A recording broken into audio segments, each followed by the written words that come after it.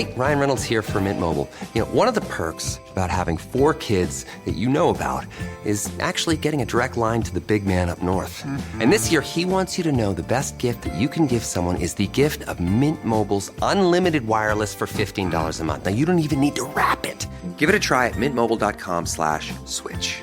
Upfront payment of $45 for 3-month plan equivalent to $15 per month required. New customer offer for first 3 months only. Speed slow after 35 gigabytes if network's busy. Taxes and fees extra. See mintmobile.com. With stays under $250 a night, Vrbo makes it easy to celebrate sweater weather. You could book a cabin stay with leaf views for days, or a brownstone in a city where festivals are just a walk away, or a lakeside home with a fire pit for cozy nights with friends. Or, if you're not a sweater person, we can call it corduroy weather. We're flexible. And with stays under $250 a night, you can book a home that suits your exact needs. Book now at Vrbo.com.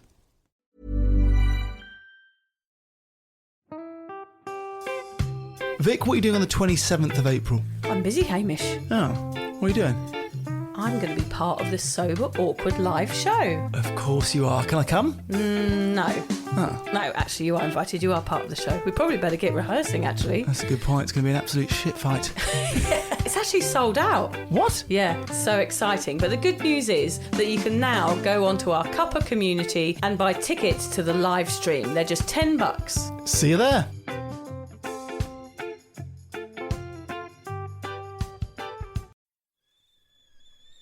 The kettle's boiled, Vic. Great. Perfect timing. Just a dash of milk for me, please, mate. Here you go. Shall we get started then?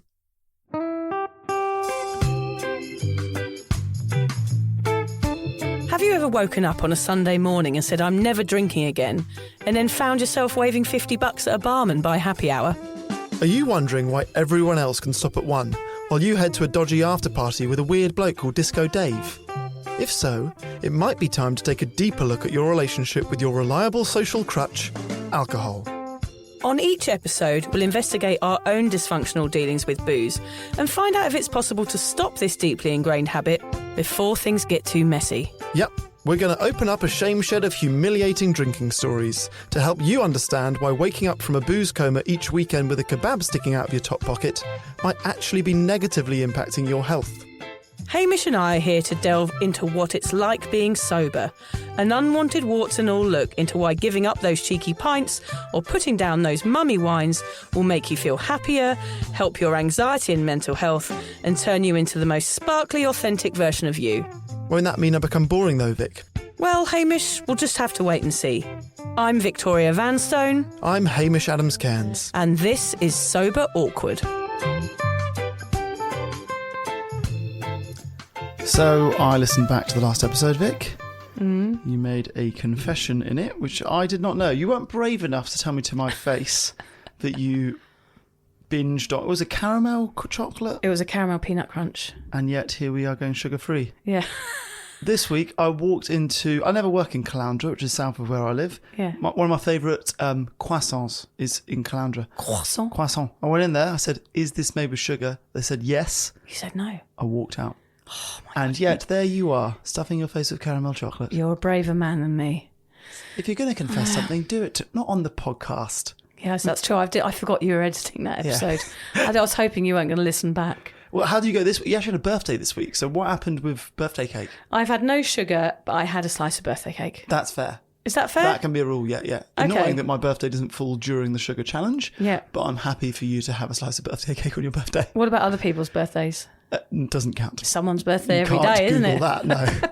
You know what? Actually, it's quite funny. So we have become kind of like when you first go sober and you may be so proud of it, you tell everyone. Oh, right. Liz, because Liz is doing it as well. Yeah. Liz and I are unbearable. We've made 2 new friends, which we're quite excited about, and they are vegan. Are they invisible? No, they exist. Okay. And they're dogs. Right. Yeah. They are vegan, and we went around to theirs yesterday, and we're like, I bet you guys spend your life going to people's houses for barbecues and being like, oh, we're so sorry, we're vegan, it's a pain for you to cook for us. We were them to them. Oh, right. They had to like, oh, we can't cook with that because that's got sugar in it. Oh, we want to make this marinade, but we can't because it's got sugar in it. We were bad guests at vegan people's houses. And were they annoyed with you? No, they adapted beautifully. Oh, Cooked God a really bless them. amazing meal. But we were like, we've been sober. So yesterday was Sugar sober. we've been sober for less than 2 weeks. And Yeah. that was the 4th or 5th time we've told them that we're sugar-free. Okay. They're like, we get it, you're sugar-free. And there's always that joke that how do you know if someone's a vegan? They'll let you know. We are that with sugar. I think you need to start a no sugar podcast, Hamish. I'm leaving. This is it. This is I'm it. breaking up with you. And Liz and I are doing a sugar-free one. Oh, I won't be tuning into that. No, fair enough. What are we talking about today, young Hame? You tell me. I thought we were just talking about sugar. I thought we were doing No, episode 2 not again, sugar. please. No, okay. I'm actually bored. It's actually making me want to eat chocolate just looking at your face. It's time for a taste of our own medicine today, Hame. We want to talk about alcohol and visits to A&E. Goody. Yes, we want to find out the facts. How many people in accident and emergency are there because of booze? And we want to find out how our silly antics add a huge and unnecessary workload to this already strained system. Yeah, Vic and I have both had the odd scrape when going out drinking, and it seems a lot of people have had run-ins or near escapes in their drinking days that have led to either a brief hospital visit or a ride in an ambulance or the doctor's surgery. Yes, I have definitely done all three of those, Hamish. Today we want to look at how our drinking affected us, friends and family, and the ones that had to clear up our mess, bandage our heads, or made someone miss out on their daughter's birthday party because we stepped on some glass at a festival. Is that true? Yes. Really? Yeah. That's what the nurse told me when she was stitching up my foot. Oh, it was the I nurse. should be at my daughter's birthday party. Really annoyed with me. Yeah. Guilt. The guilt. That's what I want to do this episode for. God, okay. What might have been a laugh for us had impact on others. Why do we never consider this? And how do nurses and paramedics feel about driving to the 5th case of self-induced teenage over-intoxication, or yet another bar fight that's ended in a few eyebrow stitches? God, yeah. I definitely have a bit of guilt lingering in my loins, Hamish. And it's been a while since we've spoken about your loins. Yes, I love my lady loins. I feel bad about wasting the time of care workers and hospital staff, so I'm intrigued to hear what they think about people like me. I think sometimes we get so caught up in our binge drinking that we forget it touches the lives of other people. We want to look at this today because we both feel a bit shitty about never considering others. Booze was always the top of the agenda. Our own fun took precedence over everything. What happened when under the influence was just part of the adventure? Well, so we thought. That is the issue. You know, we always thought that a trip to hostel with a mate who fell off a bar stool and cracked his head open was just a funny story. You never really considered how annoying it was for the person dealing with the wound. I wonder if paramedics think dealing with drunks is just part of the job, or do they resent dealing with accidents that are 100% avoidable? We hope by delving into the effect on others, it might help us see outside our drunken bubbles and think about the strain drunken injuries have on ambulance workers, doctors and nurses. We also want to take a look at how much these accidents cost the system and if the government is investing in more awareness around booze. So today we're going to get stuck into some times our own drinking may have, unbeknownst to us, ruined someone else's day and find out the true impact alcohol has on an already strained medical system. So grab some Band-Aids, this is going to hurt. You all know we don't blame anyone in particular for the world's overconsumption of booze for causing your injuries. Well, apart from the Romans, the monks that brewed the beer, the government, the low cost of booze, and perhaps the massive booze corporations shoving it down our necks at every opportunity. I'm not bitter, Hamish. No, that's fair. Other than those. Yeah, other than those. You live a life of no bitterness other than huge list of... Yeah, okay. I am bitter, actually. But Not that sort of bitter. Not the ale. Instead of pointing the finger, Hamish and I practice communal shame on Sober Awkward, as you know. Whenever we talk about drinking injuries on our socials, everybody wants to tell us their story. So this is also a bit of a shame shed share, a place to let go of guilt and move on from the time you got a fence post stuck in your bottom after slipping on a beer mat. After all, it was just the booze doing what booze is supposed to do. No shame here, is there, Hamish? Coming up later, there are some funny and not so funny visits to the emergency room. Well, talking about funny and getting a fence post stuck up your bottom. Yes. We didn't know how to start this episode because you'd done some research into injuries and it was quite a dark story. It is quite dark. It was a drunken monkey who went on a killing rampage. Yeah, I couldn't find any positive stories about drinking injuries. I was trying to get a funny joke in, but there was nothing. It was all quite serious, of course. A mass murdering animal. Yeah. So we played a little game. And Vic and I, this is the sort of, usually we research quite heavily. We look at science and we look at societal effects of alcohol. We thought this time we'll play a game, which you guys can do too. We had 2 minutes. We went into separate bedrooms and we had to find 4 things that A&E nurses or doctors have found stuck up people's bums when they're drunk. And I presume that alcohol was probably involved in all of these. Probably. Should we go one for one, or do you want to go your 4? No, I'm going to go mine very quickly. Okay, go. So they had the x-rays on there as well. Yes, and the I saw pictures, those which too. I might share on our Sober Awkward community. Yes. Okay, so one was pint glass. The second one was Buzz Lightyear. Yep. The third one was a loaded gun. The fourth one was an eel. I thought that probably sounded quite nice. Okay. Wait. I've got one more. Okay. The other one, which wasn't related to do with bottoms, but a woman had put expanding foam into her husband's penis. I saw that. Okay, did you see that one too? Did We've you see obviously the Googled. pile? I did, yeah. Okay, the eel one was my number 1. Ah. And did you read why he did it? Why? It was to help constipation. To put an eel up his And bottom. the pain that he was feeling, because the eel was live, was the eel biting his colon. Right, move on. So I did a little bit of research into that one. Number 2 was concrete mix. Yes. That was injected into the bum. Yep. Number 3 was an entire cutlery set. God. I didn't read why. I should have read why. Too much forking. Yeah. He was a fucking idiot. Yeah. The last one was a live rat. Ah, So he put it in a condom first yes. and then up the rectum. At least he was protected, I guess. I don't know if he survived. Yeah. I'm not sure if he would have wanted to survive that What, one. the man or the rat? Both, yeah. There's a traumatised rat wandering around the sewers of London. Oh, gosh. So there's a little game. There's a little for you. game, yes. Play that at home on your own. Or send us things that you... No, don't No, send no, us... no. Don't send us the things that you stuck up your bum. Send us the stories of the thing you may or may not have popped up. Or not. Or either way. I'm not sure I want to read those. So lots of weird things happen at accident emergencies, and what Hamish and I have discovered, that a lot of them involve alcohol. Yes, I think it's important to start with the stats here, just so we can get a clear idea of how alcohol admissions are taking up space and beds in hospitals. We're not doing this to make anyone feel bad. We understand there are some instances that might not be your fault, but let's imagine how different the stats would be if alcohol did not exist. Yes, to be clear, we're not talking about hospital admissions due to alcoholism. That's another episode. We just want to look at injuries caused by binge drinking. Okay, so a study conducted in the city of Newcastle in the UK, that's where I was at uni and is quite well known for its booze culture, has revealed what we always suspected. Over 2/3 of emergency room visits on weekends, especially in the wee hours of the morning, are directly related to alcohol consumption. Gosh, that's a lot, isn't it? So approximately 70% of admissions on the weekend are all preventable injuries caused by binge drinking. It's believed that the number will rise since alcohol consumption has grown since COVID-19. These numbers are very similar in Australia and the US. People are getting hammered and putting themselves at risk of injury every weekend. I know, Hamish, because I've done it too. Me too. Before we hear about our own run-ins with ambulances, let's hear from my mate in Sydney, Sam. He's a paramedic. I emailed him a few questions about how binge drinking affects his work. The first question I asked him was, do the number of drunken injuries rise at the weekends? I'll be Sam. I'm playing the role of Sam. Yeah, you What be does Sam. Sam. What does Sam look like? He's handsome. He's about 40, about the same age as me. Has he Yeah, got Australian accent? he has got. Please don't do it in Australian accent. It would really demean the important Yeah, shit poor that he's Sam. saying. He'd be like, what's he doing that accent for? Okay, I'm Sam. When you come into work near the CBD on a Friday or Saturday night, you know what you're in for. A very busy night picking up drunks.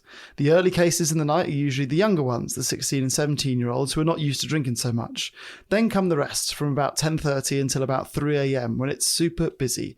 Still a decent workload from 3 a.m. to 5 a.m. Then after sunrise, the occasional drunk who's fallen asleep on their walk home, snoozing on a footpath on a bridge. Sam says these cases range from vomiting and inability to walk to barely conscious while embarrassing themselves in the process, i.e. covered in vomit, pooing their dacks, private body parts being exposed, falls resulting in injury, assaults, misadventure, falling downstairs, off balconies, off rock edges, ledges, etc. The injuries he's seen from drinking range from twisted ankles, fractured legs, dislocated shoulders, lacerations to face and head, full-blown head injury resulting in coma, from either assaults or minor falls, spinal fractures resulting in quadriplegia, or dying a terrible death in front of good friends. These are some of the cases I can think of off the top of my head. That's what he says. God. It's mental. What is the trauma involved in being the nurse or the doctor or the first person on the scene? Or even your friends. Like, that's what we're talking about as well. The impact on others. We've never considered it before. Yeah. Like, that's going to change your friends' lives. Not only will it change your life, but somebody seeing that happen to you is going to be extremely traumatic. I've got a shocking story here. So Liz's cousin, who we met through, is an A&E nurse, and she worked in England for years. And I said, you obviously see awful things every day. Firstly, I've always asked her whether or not you get the same training as a doctor or as a nurse as you would in the army with regards to seeing terrible shit that no one should see. Yeah. And you don't, really. Right. But I said, was there anything that really rattled you? And she said, one day working in A&E, a kid came in who she had known. And he was, I think he had a car crash or something. Right, and she knew who it was. You know the person. Yeah. Imagine that. Yes, because we don't really consider the mental health Yeah. of the people doing that job, do we? And that would actually cause them to drink. Yeah. So it's like this kind of domino effect, isn't it? That the people are going to be dealing with their stress and their anxiety from what they've seen at work and taking it home. Yeah. That's a whole other episode. 'Cause we actually had an email from someone who said they were a doctor and they have got a drinking habit, and you just feel this immense guilt and like, I'm meant to be the doctor, and their stresses of doing a job like this has led to them drinking more. It's awful. Gosh, yeah. There's more to it, isn't there, really? I asked Sam what it's like dealing with drunk people as a paramedic. He said, it can be fun, it can be annoying. He used to find it fun because I like being in the city where there's a good vibe, but after a few years, it can get annoying. Holding a vomit bag up to someone who's covered in vomit and can't sit up without your assistance while they tell you you're a dickhead in between vomits gets a little old eventually. Yeah, fair enough. And like he said above, intoxicated people can become barely conscious or unconscious, and this poses a risk to an airway obstruction. Therefore, this is mental, by the way, everybody tune in. Therefore, an ambulance is sent at very high priority, a higher priority than heart attacks. So somebody with vomit who is being sick and is drunk through their own bad choices, that I made too, I'm not being judgmental, takes precedence over somebody who is having a heart attack. So the ambulance will come to the drunk person before the person having a heart attack. How is that the rule? How has that happened? Because a blocked airway is just higher risk. It's more red alert, I guess. That's crazy. It is. He says sometimes it depends on the type of drunk they are, i.e. happy drunk or angry drunk or insolent drunk. Angry drunks, surprisingly, he says, are usually too drunk to do any damage, so they're manageable. They might throw a punch, but then they usually fall over. Happy drunks can be fun, depending on the time of night, depending on how sick I am of picking up drunks that night.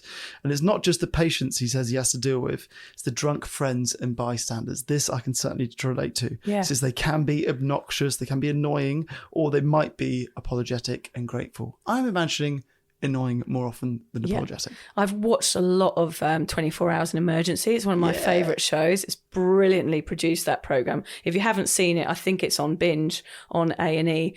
And it is fantastic because you get a real insight in any of those paramedic shows, and hospital shows are amazing because you see that drunk people are so prevalent in hospitals at weekends. Yeah. That's all they're dealing with. And you often see the mates of the drunks, they're giving people a hard time, like when they're having to queue and wait, and they might be second in line because their problem isn't as bad as others and getting aggressive and things. Yeah. It's really frightening. Yeah, we don't think about these things. I've never thought about it. All right. I asked Sam, is treating the wounds of binge drinkers just part of the job, or do you feel a bit annoyed with these drunken patients because the injury was avoidable?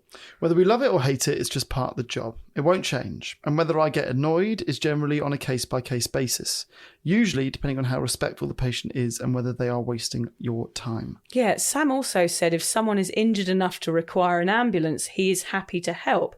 However, he doesn't enjoy it when those in receipt of his help don't provide him or his colleagues any courtesy or respect or become rude or violent. Being blind drunk is not an excuse, he says, and unfortunately alcohol can turn people into idiots. Then I asked Sam, how do you think the problem of binge drinking needs to be addressed? He said it's a difficult one, as it's ingrained into our culture. He thinks people's intention should be having a drink to have a good time, not to get drunk.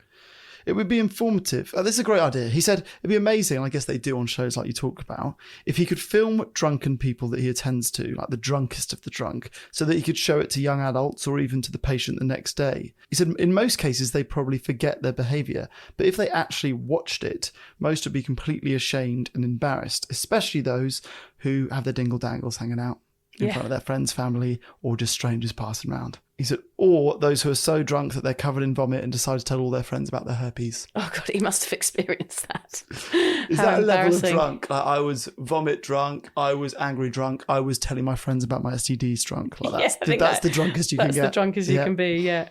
It's also full on, isn't it, to hear about. Gosh, we're so thankful to Sam giving us all that inside information. It was excruciating and fascinating.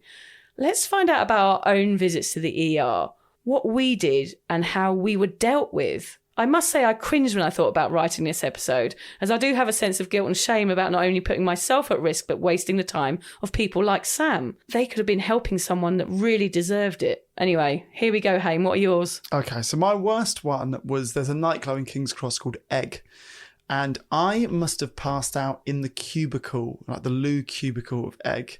And I can remember I had maybe 16 missed calls. All my mates were like, where has he gone? Anyway, the paramedics got called and had to bang open the door. Oh, no. And I had to sit there. I didn't have my stomach pumped. It wasn't as bad as that. But I remember like coming to sitting with a paramedic who was just like, you need to get yourself home. Didn't get an ambulance ride. Oh, that's good. But yeah, but they're like, you need to go now. It's time for you to go. Well, it's crazy that the paramedics, they came to you in that situation, probably for that reason that we discussed. They perhaps thought you had vomit stuck in your throat. Yeah. So, yeah, you could have taken an ambulance away from someone that day, Hamish. Awful, isn't it? It's awful. The worst thing is that I find the idea of getting an ambulance quite fun, but if you're in the situation when you're in an ambulance, it's never fun. It's not fun. I like it's the idea of serious. like swerving through traffic with the whoop lights on. Anyway, so Yeah. that was my worst one. But like, it's actually stories like this have really shaped my life now. My wife, Liz, when she was fairly young, she hosted a house party where 2 or 3 of her best mates got in the car in the morning, over the limit, crashed into a car and died. 4 of them. Yeah, I think it might have been 3 or 4 of them. Oh my and God. it's completely shaped her as a human. Like, Wow, it's it would a big do, thing yeah. in her life. Yeah. So we sort of, I think of it more. You know, I've definitely been in the car when the driver's been over the limit, but have never actually had an accident like she's been involved in. So, yeah, I'm very aware of it now. There was a story, I told the story at me at the full moon party when 2 full moon parties running, I stepped on glass and ended up in hospital. A mate of mine who I spoke to 2 days ago had just been at a stag do. Okay, so they'd rented an Airbnb. Yeah. He said the Airbnb has just got in touch with us. They're going, what's happened? He goes, one of the guys put his hand through a window and a 5 metre by 5 metre rug has gone missing. Wow.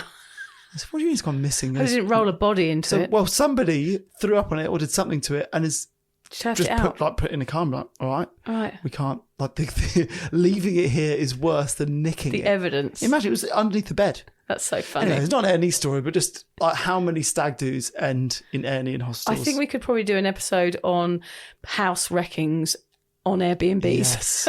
The worst Airbnb reviews would have a lot of alcohol stories. They would within do. them. But yeah, in my experience, in the few that I have had with paramedics, I've always found the paramedics being amazing, actually. I've never had like that passive aggressive one like you had with the birthday party.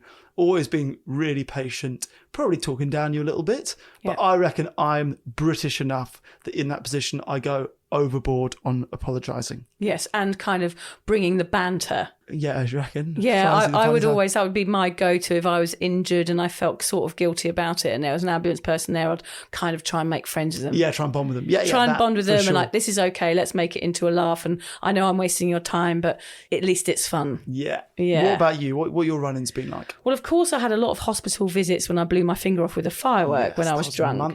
Months worth. So I was in hospital in Thailand and Australia. When I was in hospital in Thailand, there was a German guy there who tried to punch a nurse. He was drunk and he had some coral in his foot. Wow. Yeah, and it was really horrible to watch because she was a lovely nurse and she was just trying to help him. And he was just really, really aggressive. And I was like, oh God, I will never be like that. No matter how in pain I am, I will always try and be respectful for the person that is treating me after that experience. And I always have been. But of course, those injuries that I had were always preventable. After I had all the operations done on my stump and was in hospital in Australia and everything, a weird thing happened, Hamish. About a year later, a claw grew out the top of my stump. What? Yeah. So there was something called remnants of nail that hadn't been removed when I had an operation, and an actual like animal claw grew out of the top. I knew you'd like that. How have you never told me this? Well, I just thought about it when we were doing this episode. So like a fingernail but sharp. No, like a claw. like a claw, a remnant of nail burst out of the top. I was like, what's that? So it felt all puffy and weird, like it was getting infected. Yeah. And then a claw grew out of the top, and I had to go back to hospital a year later and get the claw removed. Why did you remove the claw? Because it was getting infected and stuff. It wasn't like a normal you could nail. have just been one of the few humans with a claw. The claw. Imagine that. For like scratching on blackboards. Oh my God, a Yes, claw. I Have you had got a a photo claw. of it? I don't know whether I have. I'll have to look one up, yeah. But I had a claw for a while. So that was a repercussion of me blowing my finger off in a drunken injury, again going to hospital because of alcohol. Yeah. Over a period of time. It's crazy, isn't it? I called an ambulance once when I was having a panic attack after I ate too many prawns. Whoa. Sober. No, I was hungover, I was drunk, and I got loads of prawns to eat on the way home because there was a deal on at Tesco's. And I decided in my sort of panicky hungover state that I was allergic to prawns. And then I had a panic attack and called an ambulance. So they turn up. They turned up, yeah, took me to hospital. What happened to hospital? I wish there was a funny punchline here. I feel like there's a joke, but it's not. Yeah, how do you cure a prawn panic attack? I don't know. It was a very odd time. That is an odd time. Yeah, I don't even remember. I like the logic of that. Like, it is a good deal, though. It was a good deal, yeah. Kilo prawns, $3.99. I'm in. Even though I'm allergic. Exactly. I mean, that's how my brain works, Hamish. You're That's frightening. bargain Living on the hunter. edge. I was very embarrassed about that the next day. I basically was really hungover and just having a panic attack. It was nothing to do with prawns, Hamish. I fell off a table, injured my back whilst doing an air guitar solo once.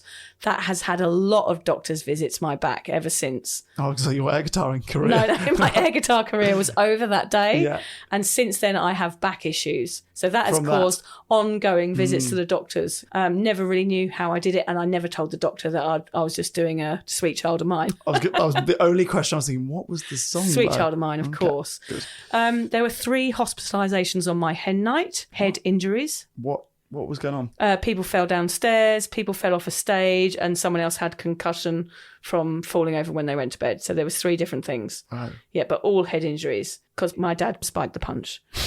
Girls at school getting their stomachs pumped. I never had that done, but No, it was nor have very I. common at school for someone to get overly intoxicated on white lightning. It was like a cider, wasn't Yeah, it? There was yeah. all these really strong alcohols, and you're just sitting down them in a park on a Friday night.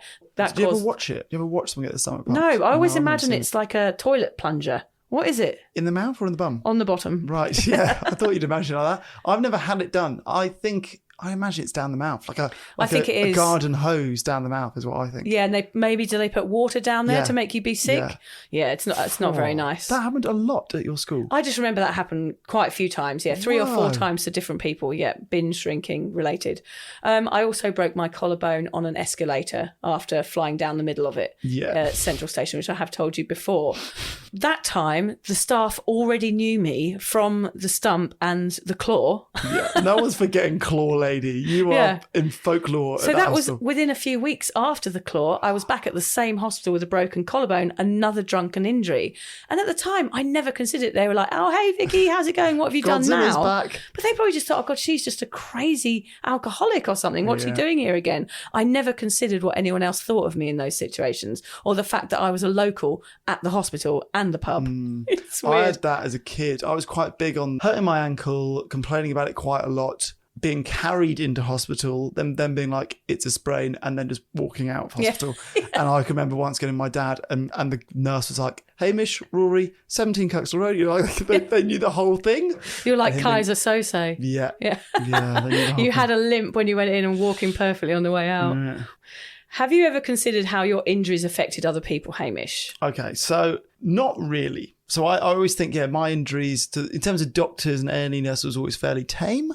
I tell you where I have been selfish is thinking about those Airbnb hosts. Because I Airbnb my place.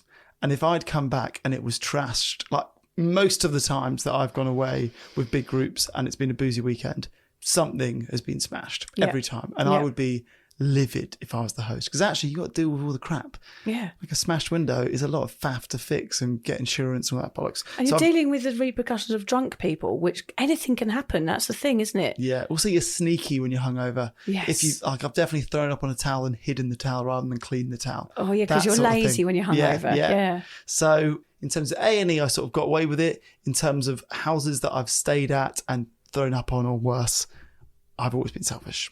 Yeah, I have too. Yeah. It's terrible to say. We're honest on this podcast, at least.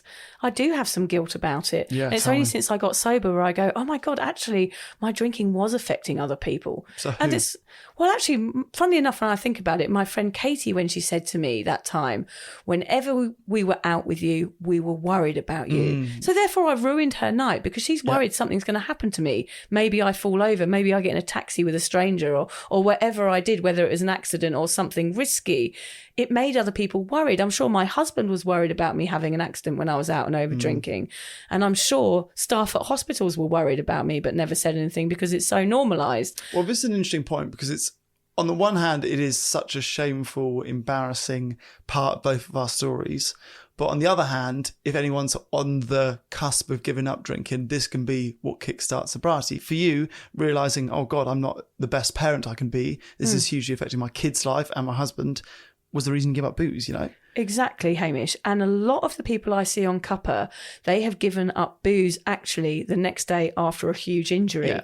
They'll say, look, this is the photo of me the day that I gave up drinking. They do like a before and after shot. And often they've got a black eye on that day or they're on crutches. They're like, look at me, this is how I was, but this is how I am now. Yeah. So sometimes these injuries, we don't want them to happen, of course, but they can be the wake-up call that you need to go, I need to take care of myself. So what we discovered is that neither of us really gave a flying pint glass about getting injured when we were drinking. It was either a good story or part of the process. Yeah. We accepted that if we binged, being injured was a possibility. It screams of a lack of self-care and self-worth, as well as a lack of care for those who have to deal with our issues. This is a bigger topic than I imagined, Vic, and actually it's not a funny one at all. No. And for some reason, when you're drinking, you don't care as much for yourself, as I just said. During the day, you go to work, you cook, you clean, you exercise, you do all the things normal people do. You try to avoid pain and injury. You just get on with your life without being run over by a bus, hopefully. But then at the weekends, that all comes crashing down at the proverbial wall, and the drink gets down the gullet. Risk of serious injury seems to go with the territory. It's weird how alcohol makes us care less and careless. Yeah, so true. Let's cleanse our palates and hear some stories from our community. If you're having lunch, put down your pret-a-manger sandwich because some of these are a little bit gruesome. So, let me begin with Matt. We see so many folks in the emergency department who ride those stupid electric scooters when they're hammered. They're never wearing a helmet, and I used to think the scooters seemed harmless. Some of those patients are funny. They aren't really hurt, just a few scrapes, and some say pretty funny and outrageous things and go home when they're sober. Then you have the 23-year-old who either gets sent to the ICU with a massive brain injury or doesn't wake up at all. Yeah, so Matt is a nurse in A&E then. Hesbez, she says she used to be a nurse in A&E where 80%, she reckons, of the clientele were over the weekend were drunk or high. She had a drinking injury in A&E and she had to have an x-ray for being punched in the jaw after having both her teeth broken in a fight in a nightclub. So that is a nurse that's going out drinking, probably due to the stresses of work. She's not proud of this one. The staff were very hostile and she says she can't blame them. Saying both of her teeth broken makes it sound as if she only had two teeth. Yeah. I reckon she had a full mouth of teeth. A full set. But some of them were broken. Yes. Deborah wrote to us. She said it was a typical Friday night. I was out at a club drinking way too much and had a 30-minute drive back home. But this night, I didn't make it home. Instead, I totaled my car, wound up in the ER with no recollection of how I got there. The first thing I do remember is sitting on a gurney being examined by a doctor, telling him I was going to be sick. He said nothing, but with his foot he kicked a trash can over in my direction and turned to one of his co-workers saying, "My third one tonight." At the time, I found him to be so incredibly cold and uncaring. I was 20 years old and never been in hospital before. Fast forward to today, I realised that such interactions were so common for an ER staff in a big city hospital that his reaction was not all that surprising. That was 1976, and that night, all of it, remains the worst night of my life. I think we're talking a lot about hindsight here, isn't it? At the moment, we thought it was okay, and now looking back, she realises, like, my God, that wasn't okay, and that was partly my fault. I never really thought about the fact that being drunk makes you selfish. Yeah, it does a little bit, actually, Hamish. Sure, definitely at the time. I'm sure that the next day when the shame comes, then maybe you go, fuck, I was a prick last night. Yeah. But at the time, you're not really worried, are you? We say your inhibitions go, but I'm not sure whether that's true, because when your inhibitions go, you think of that as being sort of free and like being who you want to be. Yeah. But actually, it might do the opposite. Can I tell you the most perfect example of drunken selfishness? Mm-hmm. People that go to gigs and get on the shoulders of someone when there are people behind them. Oh, that is very annoying. The amount of times I have wanted to rip someone down. Yeah. There's always a pretty girl. There's always a pretty girl gets on a tall guy's back because she thinks it's okay because she's right pretty. in front of you for the gig that you've been waiting to go to for ages. Yeah. Livid. Maybe that's some of the A&Es is people bringing them down. Yeah, it's me just ripping them down. Yeah, evil drunk Hamish. We've got another one that said, now this one is pretty grim, okay? So if you heard us warn you about the sandwich you need to put down, but you ignored it, put it down now. Put the sandwich down. Yes. When I was returning to my halls of residence one night whilst at uni 30 plus years ago, I couldn't work out why I couldn't shut the main door. After trying to yank it shut a couple of times, I realised the object preventing it from closing was my finger. Ouch. I didn't think too much of it until I woke a few hours later with it throbbing like a very, very painful throbbing thing. Interesting writing. And when I went to A&E, they drilled it to release the pressure and I vomited over the poor nurse. Oh my God, these injuries, there were so many of them. We had hundreds of emails telling us about all these drunken injuries. There were literally too many to list, but it was anything from broken ankles, fights, broken arms, head injuries. But Ned sent us his own list, which I just loved. He says alcohol was involved in all my injuries. Here we go, Hamish, are you ready? Yeah, this is quite a list. He had a chunk bitten out of his forearm over an argument in a game of pool, split his head open after falling off a bike, 12 stitches, broken hand and a knuckle in an altercation, dislocated shoulder wrestling, sliced thumb open requiring numerous stitches, severe concussion doing a bomb into a spa, classic, burnt hand, broken little toe, split head, open all at once, trying to save a pot of food from falling on the stove. Hard to explain, he says on that one. It was all a big laugh at the time, but a lot of those injuries still flare up now and again and give me grief. I think it's clear there that Ed would have taken up quite a lot of hospital time. Yeah, I've got so many questions about so many of those injuries. Yes, so do I. We'll email him, find out a bit more. We need much more, Ned. As you can hear, we've all had a lot of injuries caused by booze. I know this is heavy, but let's find out about how many people die from drunken injuries each year when binge drinking. Okay. Over 5 million people die worldwide each year due to alcohol. 25% of that number is due to injury. That's over 1.25 million. These deaths by injury are categorised as preventable deaths. We wanted to do this episode today to underline another side of the story. How people all over the world are being sold a lie that's actually killing 5 million people. That is a lot of people, isn't it? That is a lot of people. You can't even imagine that amount of people. We see the ads. We go out and socialise and drink until we all fall over. Then we actually injure ourselves and the medical service have to clean up our mess, costing them billions of dollars on injuries that did not have to happen if our attitude towards alcohol was more evolved. I guess that's part of the reason we do this podcast, Hamish, is to try and nudge people into sort of readdressing alcohol rather than just accepting it as part of the community. I quite like the way you put that. Thank you. Alcohol towards alcohol can be more evolved. Yes. So we're not even saying give up booze today. It could be understand what this is happening. Educate yourself. And I like the term reconsidering booze. That's what I always say to people. Like, this podcast is for you to reconsider your relationship with alcohol and reconsider the impact that it has on you, your community, and the rest of the world. Not to make anyone feel guilty or embarrassed, we just want to highlight how crazy it is that even though the government invests money in hospitals and rehabs to fight against addiction, they also support its usage. In 2021, the Australian government made $2.5 billion in excise and customs duty on beer alone. That's insane. It is insane. As you can hear, the sums do not weigh up. That's why it's hard to talk about alcohol and witness any major changes in warning signs and more care for the consumer. The big guns are making so much money out of it. Yep, it's annoying, isn't it?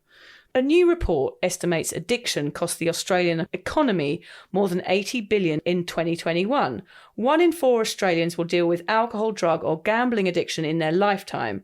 I think it's time to start investing more money in the problem, in the trauma, the mental health and addiction prevention, rather than dealing with the dire, dangerous and very expensive consequences. I want to end this episode with something that Sam said.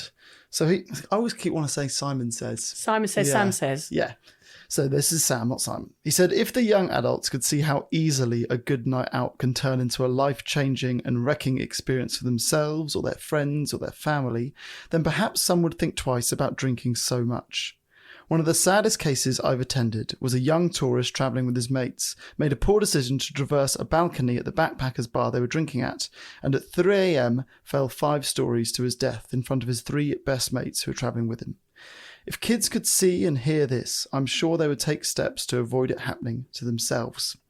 I know that's a scary way to end It's a harsh lesson, that. It is a harsh lesson, but I think it's important to highlight how dangerous drinking can be if you overindulge, binge on a night out, because it can lead to all sorts of horrific things. We are going to do an episode in a couple of weeks' time when we're going to talk about prohibition. We're going to talk about whether or not the world today would be a better, healthier place if alcohol was illegal or didn't exist altogether. So that sort of plays into this episode, I think. It does, and it's exactly that, Hamish. It's that normalisation now of alcohol, whereas it wasn't in the 1920s in America, for example. We've managed to make it okay, whereas then they made it a no-no.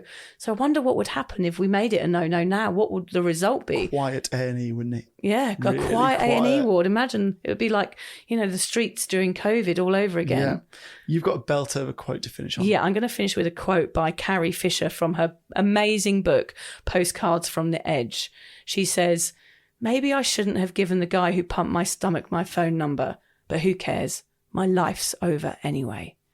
It's good going, isn't it? Oh, it's a good going. Yeah, we love a good quote. quote. It wasn't going to be a strong, serious finish when we knew it was Carrie Fisher doing the quote. Yeah, we have really enjoyed doing this episode, actually, and it's really interesting to see the other side of the story. And it just makes me more stronger in my sobriety, actually, Hamish, when we talk about things like this, more serious topics, because I know that I'm a binge drinker, and I know that I put myself at risk like this, and it scares me to think of ever doing that again. And I know that I like myself enough now to never ever put my body at risk again like that. So that means I will never ever drink again. It's a good reason why not. Good, well said. Personal safety. Thanks for listening. Yeah. On that serious note, everybody, I know you want to laugh at the end, but we're not going to give you one today. Yeah, Carrie Fisher. Just repeat Carrie Fisher's in your mind. Cheer yourself back up. Thanks, everybody. Kilo prawns, $3.99. Kilo prawns, $3.99. Kilo prawns, $3.99. Kilo prawns, $3.99. Kilo prawns, $3.99. Kilo prawns, $3.99. Kilo prawns, $3.99. It is a good deal, though.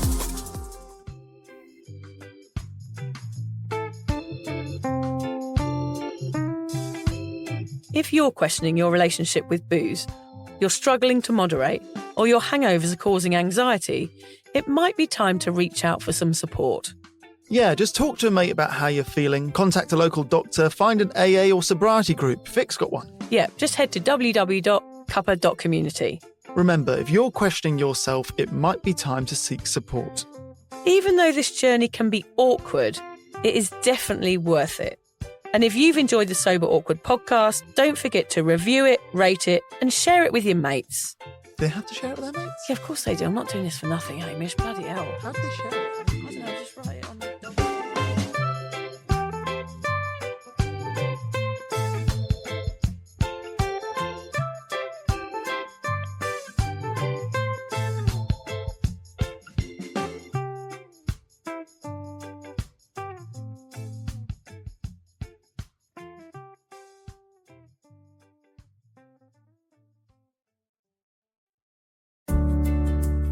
Hi there. I wanted to tell you about a podcast that I think every single one of you will benefit from. It's called Therapy Works, and it's hosted by me, Julia Samuel. I'm a best-selling author and psychotherapist. I invite you into my therapy room where I speak to either a known or unknown guest. Topics range from the difficulties of divorce, a life-changing illness, to the struggles of motherhood. Search Therapy Works now, wherever you get your podcasts, and subscribe to make sure you never miss an episode.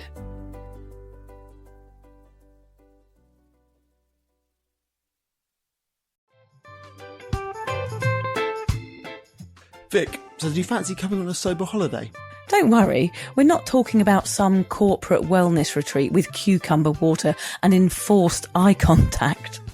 No, this is a sober awkward retreat. 8 days of sun, sweat, laughter and absolutely no hangovers. Yep, it's all happening in Thailand next October. Picture this: yoga at sunrise, writing workshops, ice baths, Thai boxing, and lots of awkward sober dancing under the stars.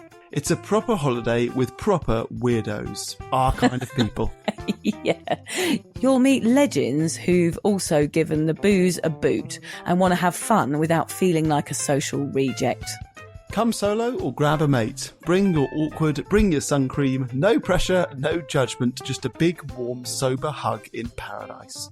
All the info is at soberawkward.com/retreats. Come and get sweaty with us, emotionally and physically, in our all-inclusive jungle resort. You'll start out as 15 strangers and leave with 15 new sober mates. I'm not sure I want 15 new sober mates, actually, particularly sober ones. Yeah. Oh, well, you're not invited then.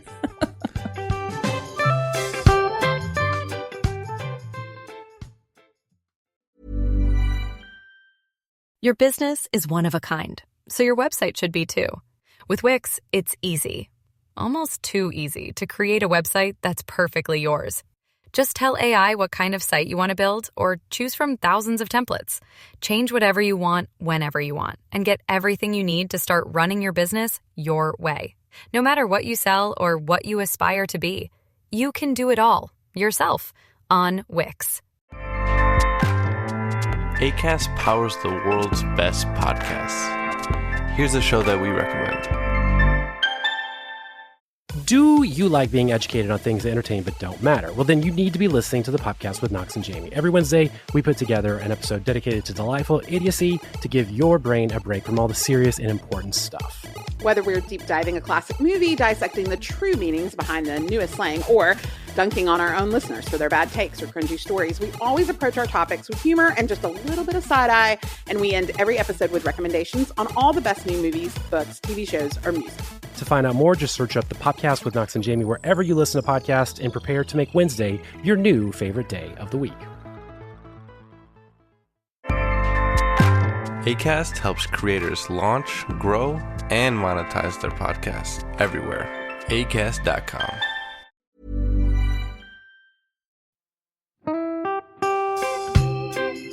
So, as you probably know, my comedy memoir, 1,000 Wasted Sundays, is officially out. All my magnificent fuck-uppery in one awkward hit. If you'd like to get your hands on a copy, it's now available from all good bookstores. We always say all good bookstores, don't we? Yeah. Are there bad No, bookstores? probably ones with moody sellers. Oh, yeah, really Yeah. depressed librarian folk. Yes, Okay, yeah. good. So there are probably some, but we're only storing it in the good ones. It's only made it into the goodies. You can also get it from all good online retailers. The print version and ebook are out now, and the audiobook will be available in March. I've been writing my memoir for 5 years. It will make you laugh, cry and cringe, and hopefully inspire a few people to reconsider their relationship with booze. If you love the podcast, then I think you'll love the book, even if I do say so myself. Hamish has read it. What did you think? I feel like I know a little bit too much about you now, to be honest, Vic. Look, I really loved it. It was hilarious and surprisingly moving, but I feel like I've seen you naked in a literary sense. Yeah. Does that make sense? Yeah, that's worrying. Yeah.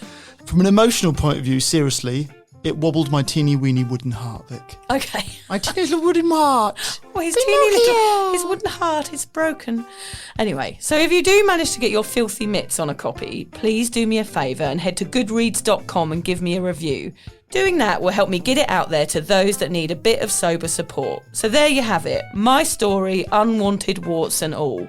Come and get awkward with me. Not to be too demanding or anything, but seriously, go and buy it Yeah, now. go and buy it. Go and buy it right now. Yeah, don't just tell your friends, buy it, and then buy your friends one or two. Yeah, don't give them a copy. Buy it, yeah. And you know what? Don't be careful where you store it. If you lose it, you can always buy another 5. Buy another one. Yeah.